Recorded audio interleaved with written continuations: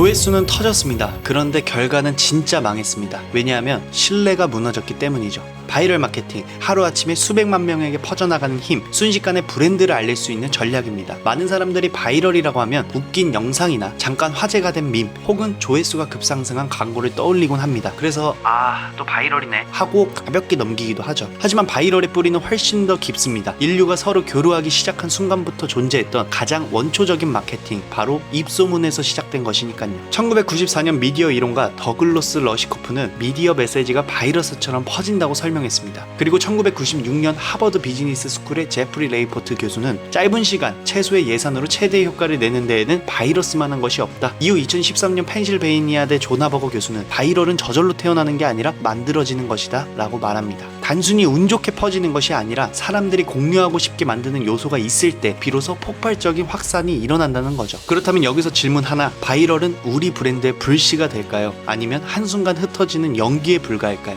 오늘은 바로 그 이야기를 해보겠습니다. 조회수 뒤에 숨겨진 진짜 힘, 바이럴이 어떻게 브랜드를 살리고 또 어떻게 망칠 수 있는지, 그리고 수많은 마케터들이 간과하는 브랜드가 살아남기 위해 반드시 지켜야 할 단 하나의 조건까지, 바이럴의 화려한 불꽃 뒤에 감춰진 진실, 지금 시작합니다.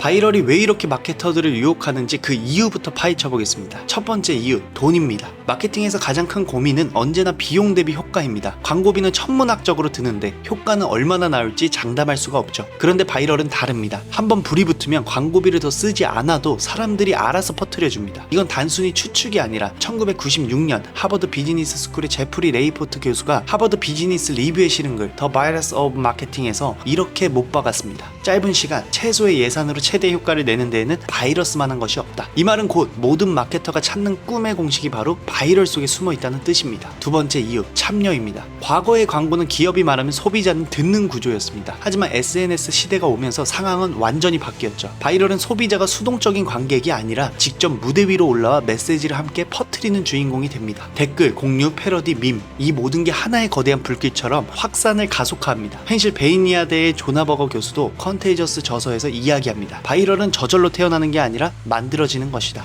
그 만들어지는 과정의 핵심이 바로 사람들의 참여입니다. 참여가 곧 확산이고 확산이 곧 힘이 되는 겁니다. 세 번째 이유, 신뢰입니다. 사람들은 기업의 광고보다 친구, 가족, 지인의 말을 훨씬 더 신뢰합니다. 이건 단순한 느낌이 아니라 수십 년간 연구에서 반복 확인된 사실입니다. 한마디로 내가 아는 사람이 추천한다는 건 수천만 원짜리 광고보다 강력한 설득 효과를 가집니다. 조나버거 교수는 이를 사회적 증거라고 불렀습니다. 사람들은 자신이 가치 있다고 믿는 정보를 공유함으로써 자신의 사회적 위치를 드러내고 싶어 한다는 겁니다. 바이럴은 단순히 정보 확산이 아니라 사람들의 신뢰와 욕망을 움직이는 메커니즘인 거죠. 이런 이유로 바이럴은 수많은 성공 사례를 만들어냈습니다. 대표적으로 싸이의 강남스타일, 그저 하나의 K-팝 노래였지만 전 세계 사람들이 자발적으로 공유하고 패러디하면서 유튜브 최초 10억 뷰라는 전무후무한 기록을 세웠습니다. 결과적으로 단순한 뮤직비디오가 아니라 대한민국이라는 브랜드를 알린 거대한 캠페인이 되었죠. 또 다른 사례는 미국의 올드 스파이스 광고입니다. The Man Your Man Could Smell Like 라는 캠페인은 유머러스한 톤과 파격적인 연출로 소비자들이 스스로 공유하게 만들었습니다. 그 결과 닐슨 데이터에 따르면 캠페인 직후 판매량이 무려 107% 증가했습니다. 단순히 웃긴 광고로 끝난 게 아니라 브랜드 이미지를 다시 세우고 시장 점유율까지 끌어올린 겁니다. 바이럴은 이렇게 짧은 시간에 엄청난 파급력을 만들어내는 무기입니다. 그래서 수많은 기업들이, 수많은 마케터들이 이번에는 우리도 한번 터뜨려보자 며 이 전략에 매달리는 겁니다.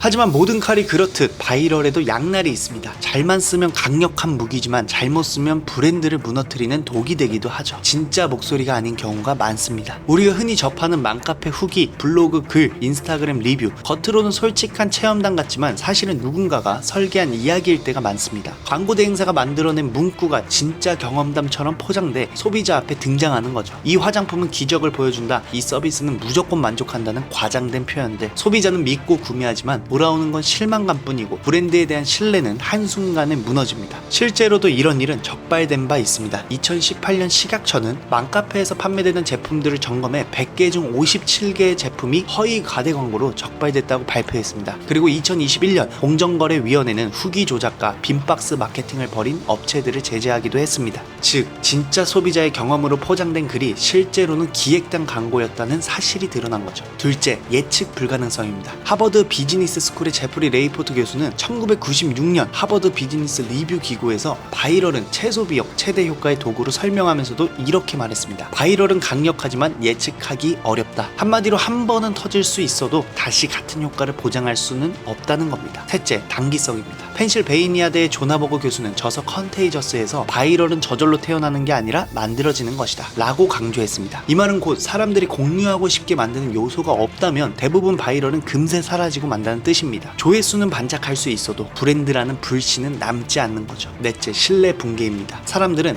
이거 바이럴이네 라고 느끼는 순간 정말 좋은 제품조차 의심받습니다. 단기적으로는 매출이 오를지 몰라도 장기적으로는 브랜드와 시장 전체의 신뢰를 갉아먹습니다. 결국 문제는 바이럴 자체가 아닙니다. 어떻게 쓰느냐입니다. 바이럴은 도박처럼 한 방에 크게 터질 수 있지만 동시에 모든 걸 잃게 만들 수도 있는 전략이죠. 자, 여기서 중요한 질문. 그렇다면 우리는 바이럴을 어떻게 다뤄야 할까요? 무조건 버려야 할까요? 아니면 올바르게 활용할 방법이 있을까요? 세계적인 마케팅 거장들은 공통적으로 이렇게 말합니다. 첫째, 리마커블, 주목할 만해야 합니다. 세스 고딘은 그에 져서 퍼플카우에서 이렇게 말했습니다. 성공의 열쇠는 눈에 띄게 특별한 것이 되는 것이다. 생각해보세요. 길거리에 소가 수백 마리 있어도 평범하면 아무도 관심을 주지 않습니다. 하지만 보라색 소가 한 마리 있다면 누구나 멈춰서서 사진을 찍고 친구에게 이야기하겠죠. 바로 이것이 리마커블, 단순히 주목할 만한 것이 아니라 사람들이 말하고 싶어지는 가치가 있는 것입니다. 결국 중요한 건 자극적인 편집이나 과장이 아니고 사람들이 스스로 입소문 내고 싶어지는 진짜 특별한 무언가를 만드는 겁니다. 둘째, 공유하고 싶은 이유를 만들어야 합니다. 펜실베이니아대 조나버거 교수는 저서 컨테이저스에서 스텝스라는 6가지 원칙을 제시했습니다. 첫째, 사회적 통합. 둘째, 방아색. 셋째, 감정. 넷째, 공개성. 다섯째, 실용적 가치. 여섯째, 스토리. 그는 말합니다. 바이럴은 저절로 태어나는 게 아니라 만들어지는 것이다. 사람들이 공유하고 싶게 만드는 이유를 설계하지 않는다면 대부분의 바이럴은 반짝하다 사라집니다. 마지막 셋째, 신뢰가 전부다. 호주 애드레이드대의 바이런 샤프 교수는 저서 하우 브랜드 그로우에서 이렇게 말했습니다. 브랜드는 소수의 충성 고객에 집중하는 게 아니라 카테고리 내 모든 소비자에게 꾸준히 도달할 때 성장하는 것. 반복적 노출과 신뢰가 브랜드 성장을 이끄는 핵심 엔진이라는 거죠. 실제 사례로 보자면 배달의 민족의 마케팅은 단순히 재미있는 카피에 그치지 않았습니다. 광고 카피가 화제가 되면서도 앱의 편리함과 브랜드 경험이 뒷받침됐기 때문에 사람들은 그 이야기를 계속 공유했고 결국 강력한 브랜딩으로 이어졌습니다. 정리하자면 문제는 바이럴 자체가 아닙니다. 무엇을 담아 퍼뜨리느냐가 핵심입니다. 허위와 가장으로 만든 바이럴은 불꽃처럼 화려하다가도 금세 꺼집니다. 하지만 리마커블한 가치, 공유할 이유, 그리고 신뢰 위에 세운 바이럴은 브랜드의 불씨가 되어 오래 타오릅니다. 결국 진짜 마케터는 조회수가 아니라 사람들의 마음속에 남는 이야기를 만드는 사람입니다.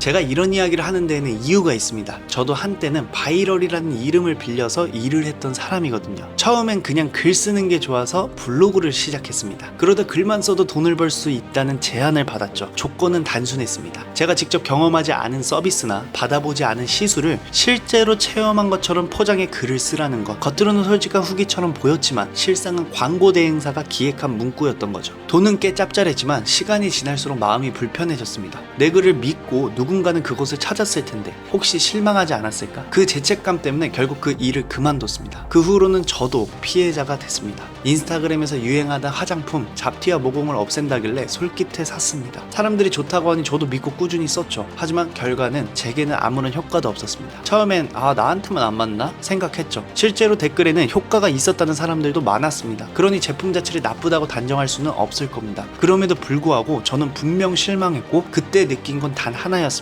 바이럴로 만들어진 기대와 실제 경험 사이의 간극은 고객의 신뢰를 무너뜨린다는 것, 그리고 신뢰가 무너지는 순간 브랜드도 시장도 함께 무너진다는 것. 그래서 오늘 이 영상을 만드는 겁니다. 저처럼 속았던 소비자, 그리고 저처럼 잠깐의 돈에 흔들렸던 마케터가 다시는 나오지 않기를 바라면서요.